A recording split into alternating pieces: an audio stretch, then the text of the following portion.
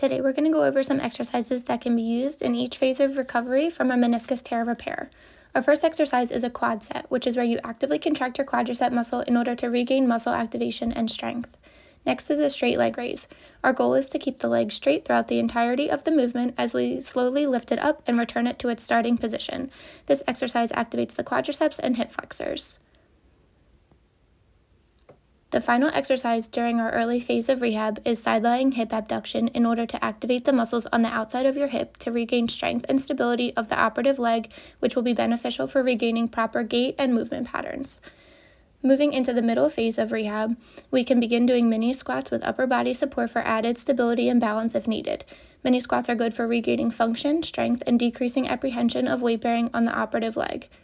Prone hamstring curls are our next activity.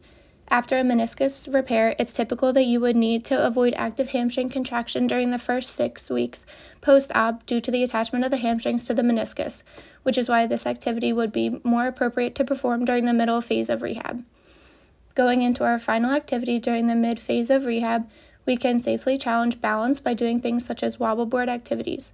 In order to make it more challenging, adding something like dribbling a ball or having it catch is a good way to keep the patient engaged and encourage dual tasking. During our final phase of rehab, we can begin doing things that are more challenging and sport-specific. A step-up is a good activity to challenge single-leg stability and balance while focusing on quadricep and hip girdle strengthening. Next is a lateral lunge, which is a way to strengthen in a different plane of motion, which is important for athletes who play sports that involve change of direction and higher level stability and control. Lastly, challenging the patient in their ability to tolerate change of direction, acceleration, deceleration, and dual tasking is crucial for their safe return to sport. Here we are using place pause in order to help with return to sport training, which is another great way to keep the patient engaged.